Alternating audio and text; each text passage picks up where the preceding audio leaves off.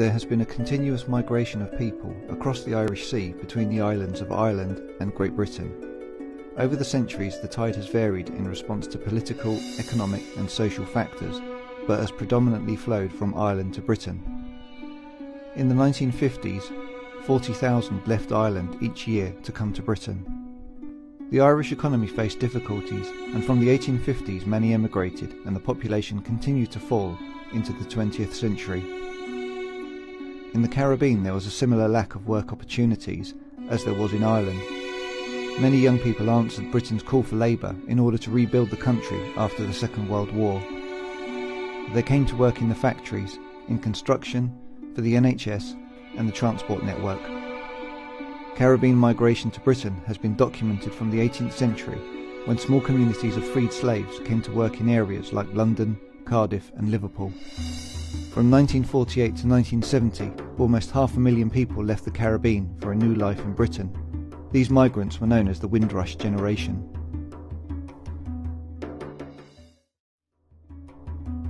Most of the people we interviewed described their early years growing up in Ireland or the Caribbean as idyllic. Many came from farming or rural communities, so it was a big change coming to the urban and industrial landscape of Slough. Well, being from the Caribbean, my life was really idyllic.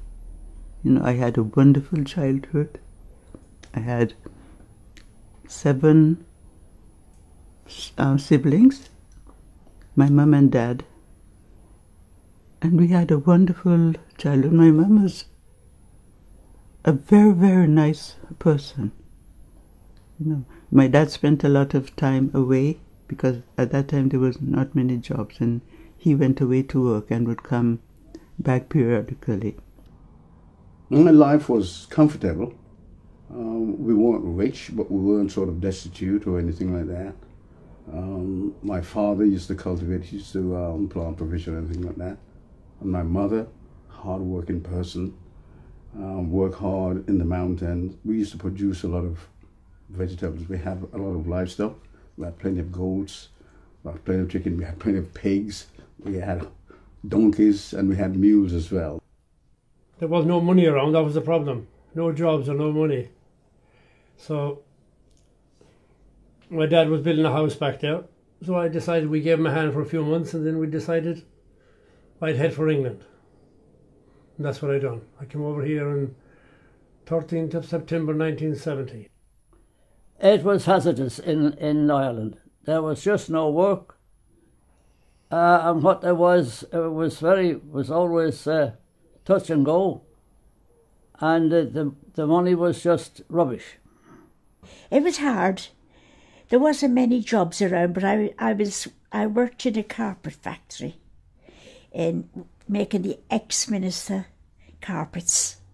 It was a Scottish firm, and they had a lovely big factory there.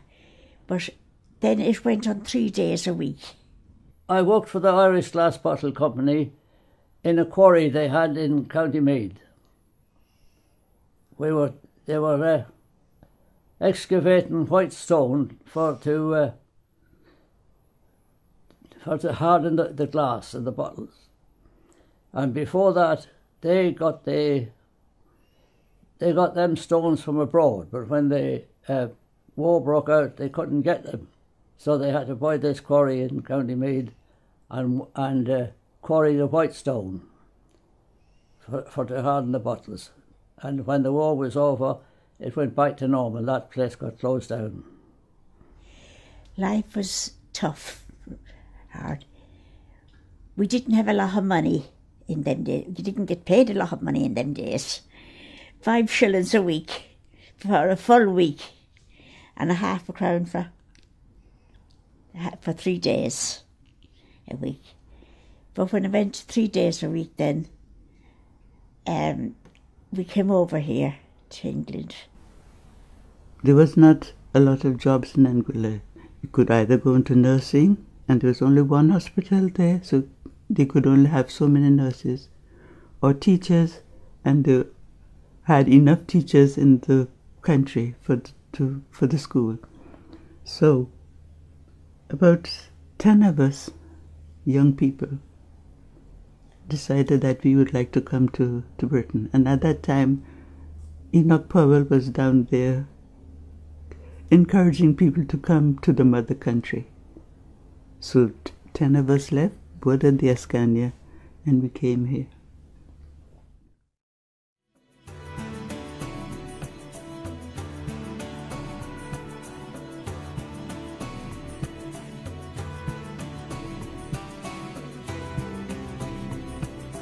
Well, me, like I believe other people from the West Indies, they had one mindset. They're going to go to England, they're going to work for about 5 years. No matter which island, even though people never had conversation, you know, when you ask them how long we were planning to stay, it's 5 years. It wasn't planned, but it just was, you know, sort of subconscious mind as to how long, because we're focusing on what we're doing back home, how much money that we used to make. Some of us never used to make any money. When I was leaving home, I said to my mum that I would be back in 5 years. But when we came here, it wasn't like that. No, I never intended staying here permanently, to be honest. But I got into the way of life here. It was really exciting. Plenty things to do and places to go and work. But once you get here,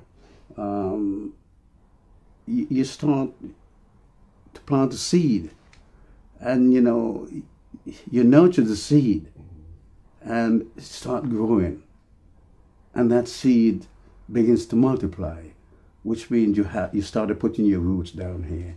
Oh, we always say we're going to stay for 5 years. But 5 years turning 46 now. But there was lots and lots of things to do here. And the more I got involved here, the less I sort of wanted to move back to Ireland for good. The time, you know, doesn't wait for anyone. And so as we were working and trying to create an environment where we could be happy with other people, making friends, creating links, and the time just going. And by the time we realized, 5 years went. When I saw the opportunities that were available in Slough and all over England, I had never intended going home. Getting the job, I found out that other West Indian people worked in the same department and on the trading estate. And we soon got to know, you know, other people, and we would go out for lunch. And with the girls there from, at where I worked, they were from Jamaica, Trinidad, Barbados, St. Lucia, St. Vincent, St. Kitts, and quite a few Anguillans as well. So it was really a nice set of people to work with, you know. Plus we had a lot of Irish, Welsh, Scottish, and English. The Slough Trading Estate was founded in 1920 and is one of the largest in Europe, covering over 500 acres of land. Major companies on the estate were Citroën, Gillette, Johnson & Johnson, High Duty Alloys and Mars. Along with the Ford Motor Company that was based in Langley, this ensured there was lots of work in Slough, with thousands of people employed in these factories. Work was so plentiful that you could get on your bicycle and go from place to place and find 4 or 5 jobs today and start at the best one tomorrow. Yeah, very plentiful it was. You could skip from one factory to another and have so many jobs. Oh, it's easy to get. You could jack a job at 12 o'clock and be in another one the following morning for better money, if you were a good worker and prepared to work.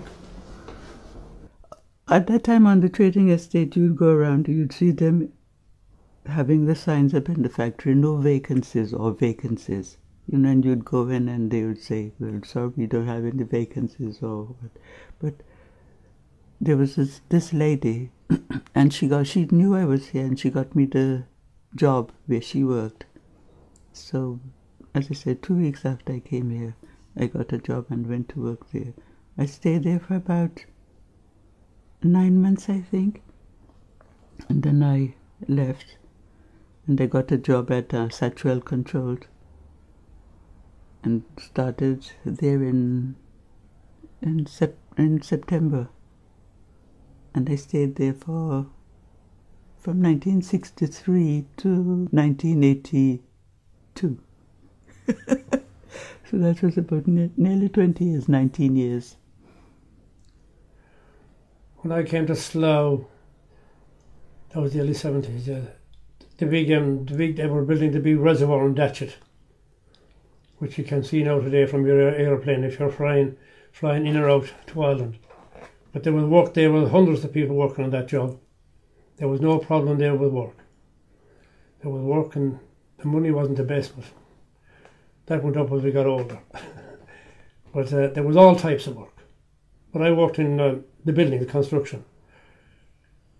I was doing every sort of thing for a while, and I became a shuttering carpenter in 1974.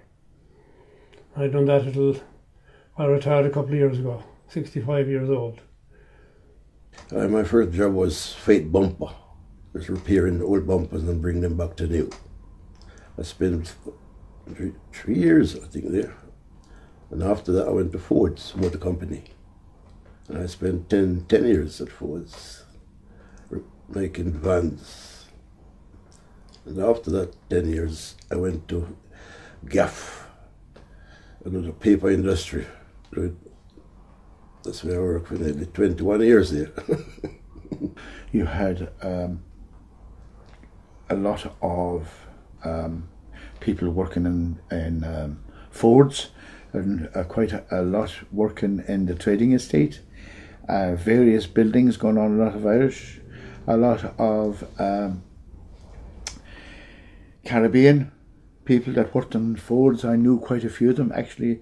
They used to come to my pub after I took on the Herschel. They were always in my pub on a Friday and Saturday, if they were let out on Saturday.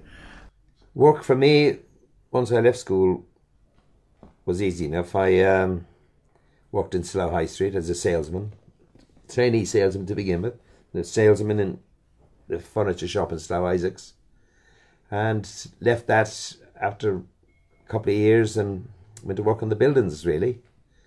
I had a great friend, Paul Kilkenny, who was a great mate of mine. His brother had a big company, and I worked for them then for 21 years after that. Got involved in all kinds of, just about everything to do with building, really, that you could get involved with, we did. And being at it right up until now. That's what I've always done. Work in Slough is miles of it, and still is today. It's a great place to come and work if you're out from outside Slough.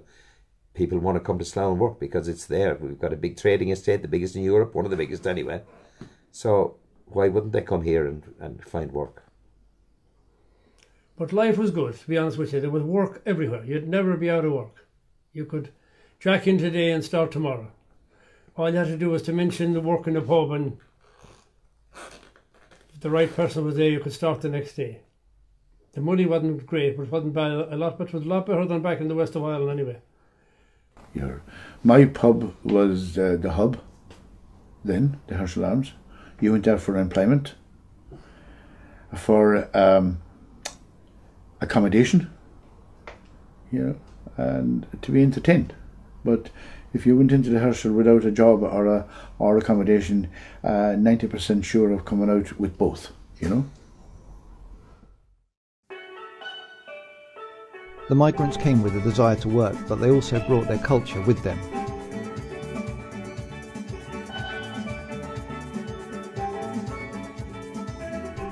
Carmel Callaghan was from a musical family and often sang at social gatherings. One evening in 1965, she took to the stage and was invited to join a band called the Interpreters. We had a cultural evening at St. Peter's Church. Anyone can get up on the stage and sing. So we went that evening, and people got up and they performed comedy, And when they asked, I got up and I sang a couple of numbers, I think, unaccompanied, everything.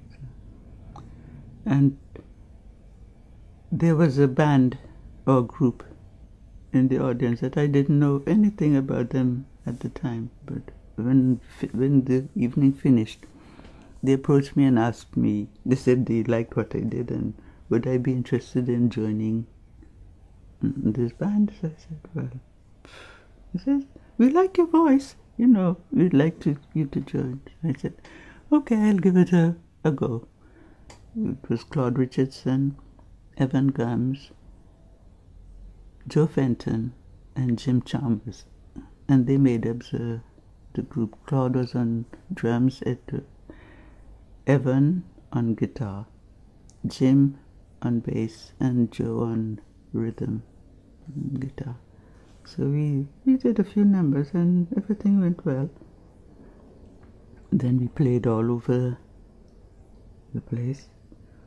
Everywhere from John O'Groats, I suppose, down to Cornwall. We went everywhere and we were out nearly every weekend. We played a lot in Slough as well for some of the nurses dances and the police, Slough police dances, their annual dances, or whenever they used to play, they always wanted the interpreters to play. Everybody used to have a wonderful time. Really, really nice. And I stayed with them for about 8 years, I think. Clinton Jack was a talented musician who came to Britain to play music and later became a music teacher. My family had a big band, it's a 12-piece band, called the Jack's Brothers. And that's where it all began. I started to play when I was 10 years of age. Started on the drums. And so then, after I started playing the drums, self-taught, they says to me, I'm one of the new hopes in the family, and I've got access to all the other instruments, So I just play, teach myself, boom, boom. I play the drums, the trumpet, the bass guitar, the rhythm guitar, harmonica, and a bit of violin. You see, in the West Indies, you got the fame, but it's no exposure really. You play and people they respect you then.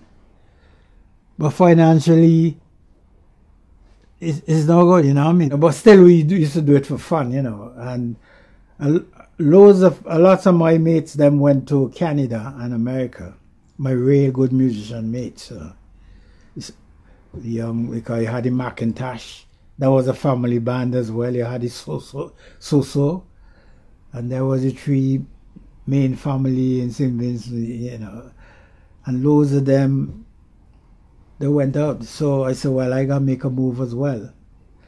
And I came here on the last boat, tourist boat. I spent 4 weeks on sea coming up. And then that's why I started playing with Italian band, and there was a Jamaican band as well, reggae band. And I was in big demands with these two. Everybody wants to get me to play, Well, the Italian band, I enjoyed that more because they was playing my type of thing, like there was reading music as well. I was a big orchestra, playing all these mambos and cha-cha and swings and all, yeah. Play bass, I play trumpet, yeah. I've got good ear. I can play anything, You sing something, no problems, As well as musical performance, the Caribbean people introduced sound systems to Britain. DJs custom-built their generators, turntables and speakers.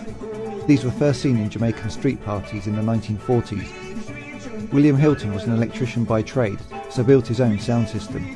He played at parties where Caribbean and British people mixed, introducing some to ska, bluebeat, reggae and calypso music. Well, I was fond of music, so I bring a lot of records from Jamaica to England. And in 1964 I built a disc cassette in Slough. And my disc cassette was named We Rock It. And I played all over England till I retired. I played in Holland and I went to Belgium. So I had a good my disco days. The Irish brought traditional music with them. Playing the songs in pubs made for a great atmosphere where the community gathered. Tom King's Herschel Arms pub continues this tradition to this day, along with new forms of music that appeals to the younger generations.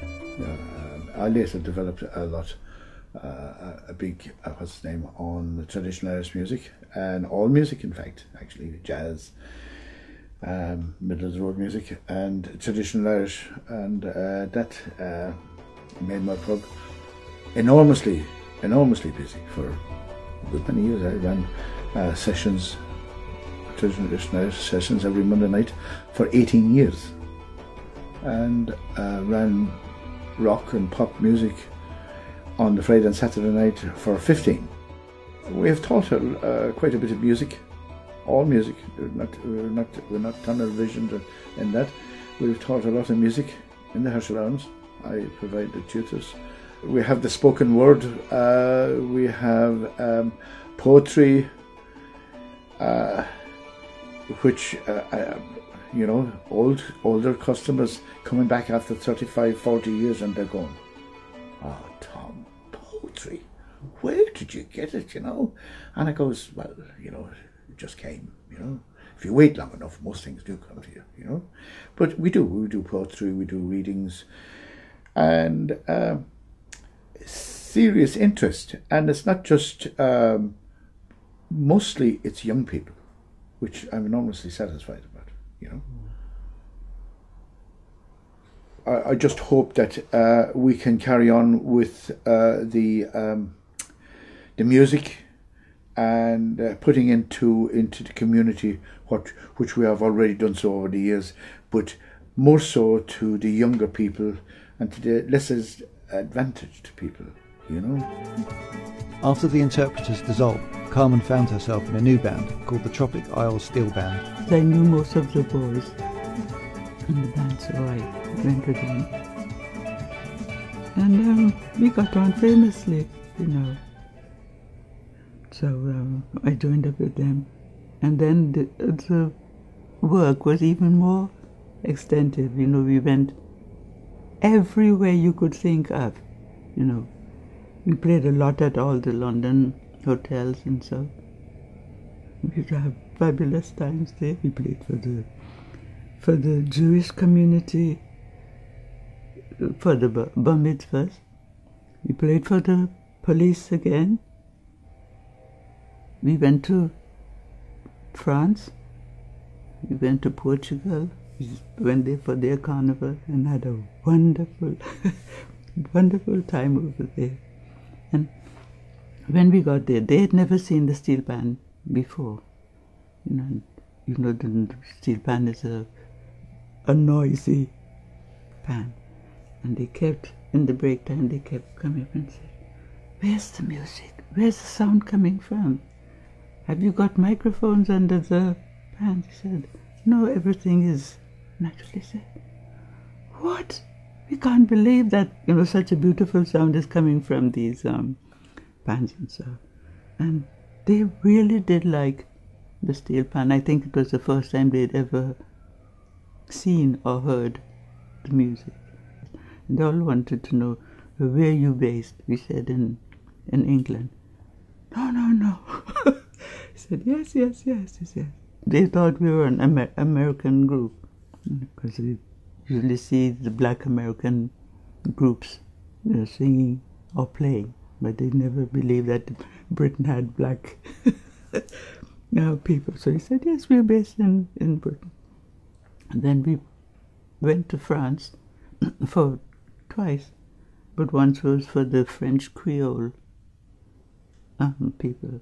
So they were from the West Indies, or originated. Their parents or grandparents originated in the West Indies, and they were there, and they thoroughly enjoyed it. They had a wonderful. They did everything you could think of in all the dances and so, because we were able to play some of the music from the West Indies and mixed it with the pop and British European music and so. So we played at some, I should say, elderly people's balls and so, and when you'd play, they'd think that you couldn't play the softer sort of music, And sometimes when you play a waltz or a slower dance, even sometimes when you do the foxtrot, you see like the elderly gentlemen and so pick up, take their wives and go to the floor. And when they dance, you see them waltzing around. When they finish, you'd come and say, "Oh, we thoroughly enjoyed that." You say, "It was so beautiful. We couldn't ever think that you could get the soft music, from the steel pans and so on."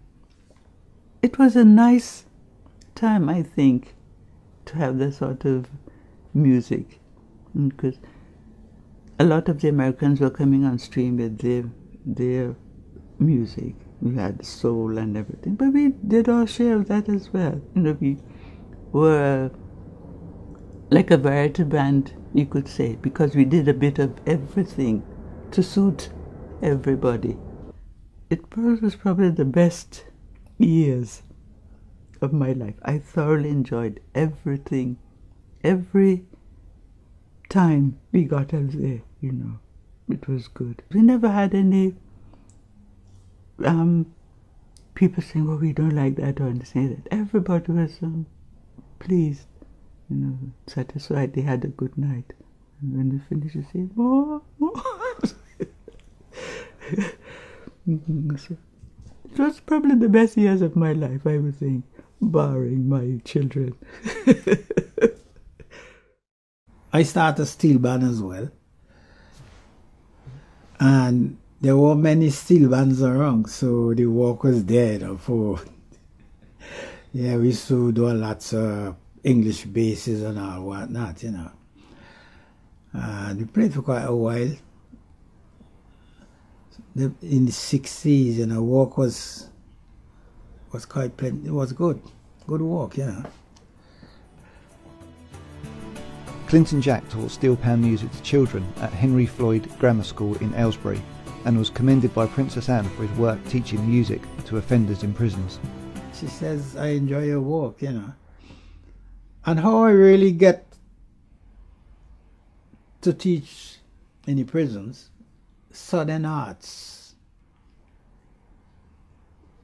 This guy, they wrote me a letter, says they want to come and see what I'm doing, And he came in and he says, "I like what you're doing. I like the way you teach." Because I was teaching drums the whole lot and get them to play as a band together. When he finished playing in the Tropic Isle Steel Band, Eustace Herbert wanted to continue his cultural legacy, so looked at setting up a new steel pan band for the youth of Slough. I decided that because of my love and my passion for music, most importantly steel band, I thought I had to try and do something without let it dine out like that, and not to create something in Slough. So I had this in my mind, but creating a youth steel orchestra in Slough for any color, race or creed. My friend Robert Paris, he told me that he heard there was a set of pans on sale in Greenwich University in London. So I said, "That's great." So both of us, he took me up there, went up there, and I spoke to the people up there, and I said, "Okay, fine." So came back to Slough, spoke to the arts department. So I took the money up, the cash for them, and the boat band. That's how the Slough Youth Steel Orchestra was created. That I had the first meeting with all the young people who was going to be part of that steel orchestra. And that's how it started. And I went through a process of sharing their thoughts to get them involved by asking them to try and create a name for it. So it was very interesting, and that was the starting point of me creating a youth steel orchestra in Slough.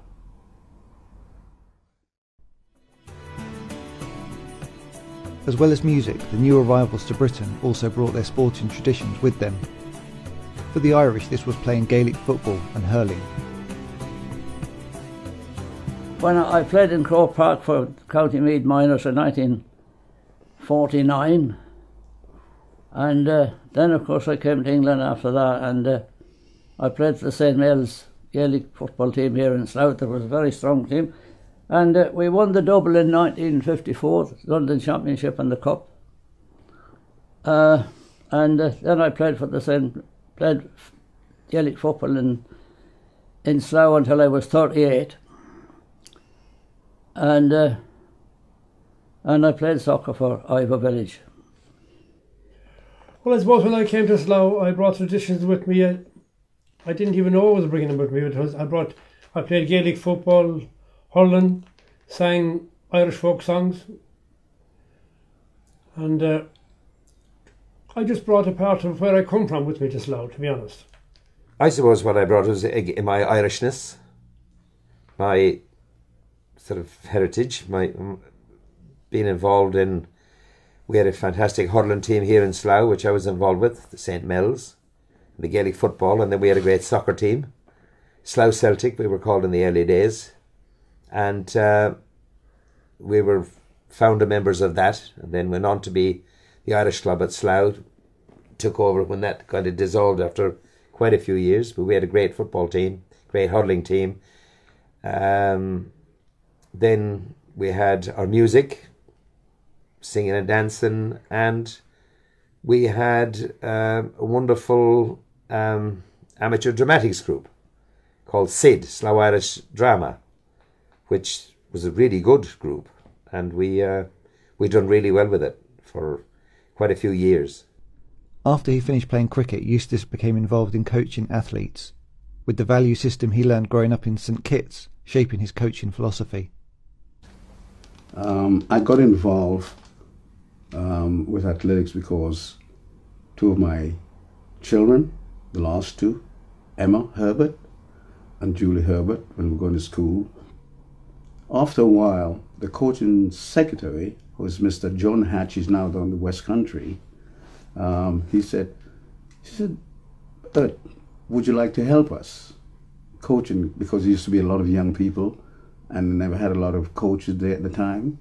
And because my daughters were there, I said, sure, I don't mind, because when I take them there, I stayed on until they finish. So if they're asking me to help out in that sort of respect, the answer was yes. So I started there, and I went on to different courses and things like that, helping out. I created an environment with friendship, because that's part of my philosophy of living, is to help to create friendship where people feel comfortable. They can relax, they can smile, they can laugh, they can have a joke, they have respect for one another. I went on these various courses. I had my grade 1, went to the grade 2, and then went up to grade 3. So my license, I only got it back 2 months ago, a UK athletics sort of coach. And I've coached a lot of international athletes. William Hilton's son Mark was a successful athlete who was part of the 4x400 metres relay team that won a silver medal for Great Britain at the Olympic Games in Atlanta. My boy, I got a son born in Slough, and he ran for England, Mark Hilton. He comes second in 1996 in America. And he ran 400 meters relay. They came back with a silver medal. So I was proud of that boy. I was born in Langley. He took me to Buckingham Palace. I've been to Buckingham Palace to meet Prince Philip. He won 6 races, I think it was something to Prince Philip thing, and he won all the races. So we went to Buckingham Palace to get his medal. They take me and his mum. And they got me and say, have you got any word like this one? I can shake my hand and say, oh, that's good. Proud of you, boy. I say, oh, yeah. By the 1960s, there was a large Irish community that was in place in Slough. Relatives and friends provided a vital support network for the new arrivals, helping to find work and accommodation. Oh, I enjoyed my time in Slough. We were always made welcome wherever we went. So we were always away every weekend, up London at the football matches. Or, you know, we always had somewhere to go. I felt welcome because when I come to Slough, I wasn't a week in Slough before I met a great crowd of Irish people who ran the Gaelic football team and the hurling team, St. Mel's, and that brought me home. That kept me home, yeah. Well, we loved the Irish dancing. So we used to go every week to the dancing. And, yeah, no matter where we were, wherever there was Irish, we were there. I didn't feel homesick at all. I had so many friends that it was good. Well, back in the 70s, London was buzzing. I spent a lot of time around West London and down around Brentford there, and my brother Paddy had a pub in Southall called the Halfway House. Famous traditional Irish pub. Finest music ever, greatest musicians ever I heard was playing there. And I've become part of that culture myself, done a bit of singing and playing. But we done all right over here, like, you know, life was good. Especially when I moved out to Slough and got to know the likes of Martin Connery here and a lot of his friends we were all the same age. We had a great old soccer team going here and great fun, great sing-songs in the pub. There was a great Irish culture around here, to be honest, at that time. Slough was a hive of music in those days. There was some fantastic musicians, and I loved it. And we loved the sport, you know. So once I got a little bit older and got involved in the sport and met all the lads that I did meet, the Irish people, it was fantastic, absolutely fantastic, exciting, fantastic. You always missed Ireland because growing up in a wild, beautiful place, you'll always miss it, you know. It's in your DNA, isn't it? So, but here it was, as Martley said earlier on, home from home and Irish people all around you. Slough was full of Irish people in those days. Thousands and thousands of them. Dances. I worked for a young Christian movement for a while, and we had dances in the churches. We were pioneers, so, you know, the non-alcohol thing, and we went to all their dances and helped them to organise things and sell tea and, you know, make a few quid for them. It was brilliant all over the place. It was a buzz everywhere. By the 20th century, the Caribbean was a truly multicultural society. The islands were originally populated by the indigenous people, such as the Caribs and Arawaks. The British and other European nations came during the slavery era, some as traders, others as indentured labourers. Slaves were transported, with most coming from the west of Africa. In the 19th century, Chinese and Indian people came as indentured labourers. This was followed by people from the Lebanon and Syria. With so many diverse racial and ethnic backgrounds, it was easy to see why some family photographs displayed a kaleidoscopic representation of humanity. Well, I was a person that mixed well, because, you know, colour doesn't come into it. Because back home, you know, we saw people who were white people, who were brown people, Indian, Asian, or whatever, from the Middle East. To us, when we're going out, it was a normal thing. I've never heard about racism or black and white people until I came here. We had a house, my father had a house in Chalvey when we come, so we come straight into a house in Arthur Road in Chalvey. And that was in the early days, before the Afro-Caribbean community arrived there. And when they did, there was a big change for me as well, because I got involved in another sort of culture other than my own, you know, and mixed with some wonderful people from another part of the world that I knew very little about previously, but I was very lucky to know them. Yeah, I mixed well with the wider community because of the music, really. It got me involved with all types of nationalities. I had some great sessions with different races, different type of people. We got on, we all worked together. I worked in the buildings for a couple of years and I had all types of lads work with me. Polish fellas, Albanians, Ukrainians, South Africans. We all got on well. Gwen and Bill Bramble are from Montserrat, also known as the Emerald Isle of the Caribbean, due to the Irish influence on the island's history and culture. In 1995, the Soufriere Hills volcano erupted and destroyed Plymouth, the capital city. The south of the island was made uninhabitable and 2/3 of the population were evacuated. We are here because of the volcano that was erupting in Montserrat. So our property was in the unsafe zone. So we had to leave. Thousands of us had to leave Montserrat because of the volcano has taken over 3/4 of the island. So because we were a British colony, and we were British citizens, so we had to move to England.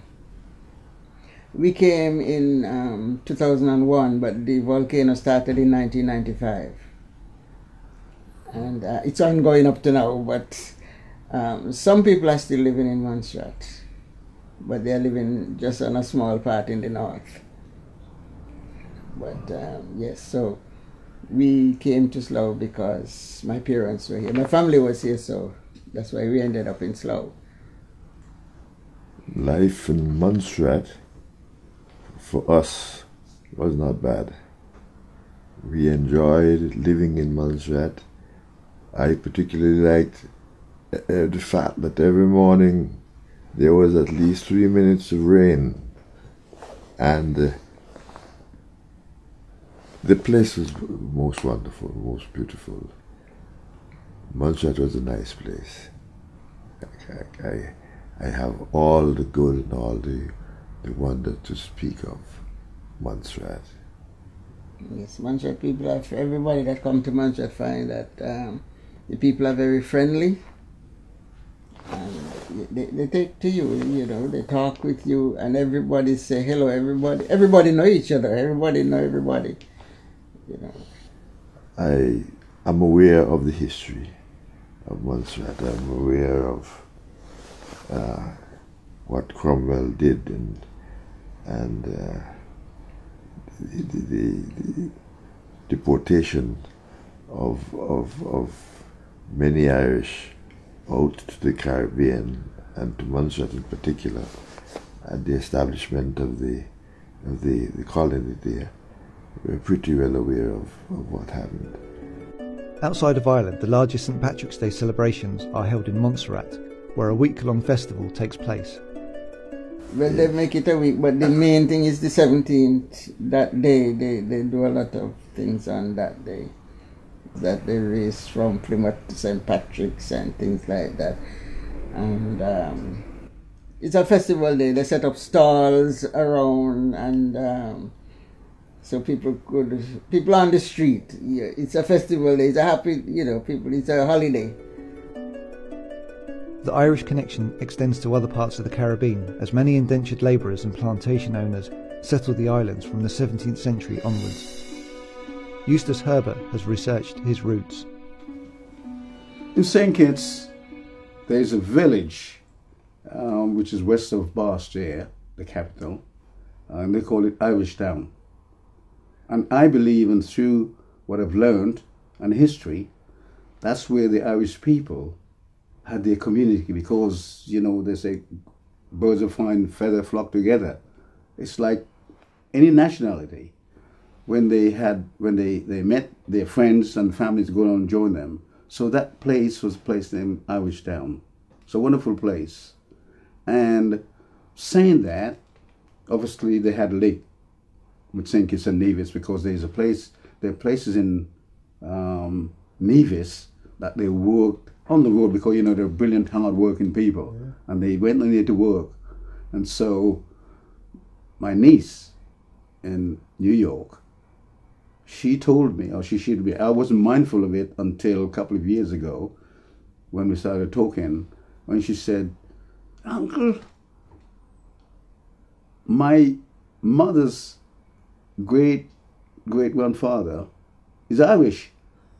And he used to have one of these green shirts, and he used to go down the street marching, and he used to sing there. They used to have some wonderful life. That's what she told me.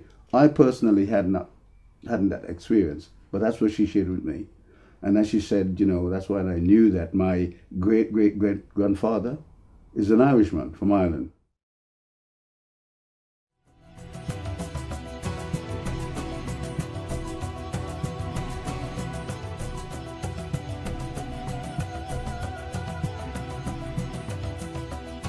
Yes, we are very happy.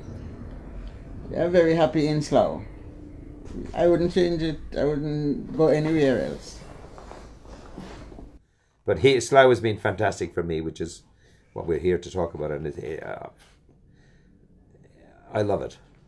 I'd be a liar if I said we have a great life. We go out on a Thursday night with Batley Kine, Frank Doherty, and various other people playing music, singing, and we have the Life O'Reilly in Slough with a wonderful man, Tom King, in his Herschel pub, and we're so lucky. Very, very lucky. Blessed people. I'm always happy in Slough. I defend Slough with everything I got. I brought up a daughter here in Slough to be. She's now 40. She's now 43, and she was here until she was 14 and a half. And she retained, when she moved to Ireland, she retained her English passport, which I'm proud of. I'm very proud of the fact. And she said she was proud of where she was born to Irish people, and that's good. That's good. I wouldn't see myself making home again in Montserrat.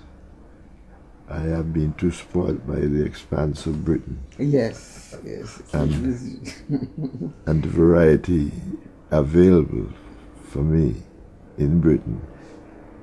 I don't see myself going back there. I would return, as my wife has said, for a holiday, a break or something, but not to live again. I have already passed that. Yes. Yeah. I am glad that I came to Britain. You know, I've had a nice life here.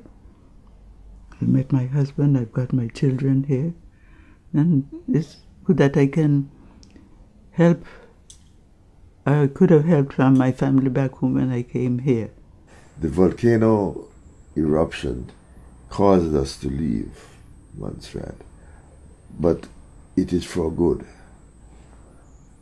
My life has seen very many changes, but I think the greatest change that I have witnessed in my life is living in Slough, meeting different people, making friends with different people, going to the church in Slough, making different friends with the neighbors and everybody is an experience.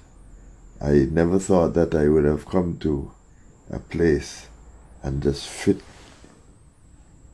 in without any problem. I really have experienced a wonderful change in my life.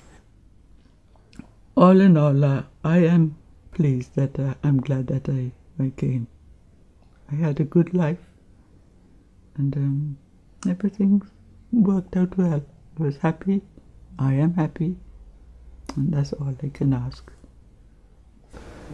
Yeah, we must recognize that changes will come about in this life, individually and nationally, and we should all embrace every change in harmony. Yes.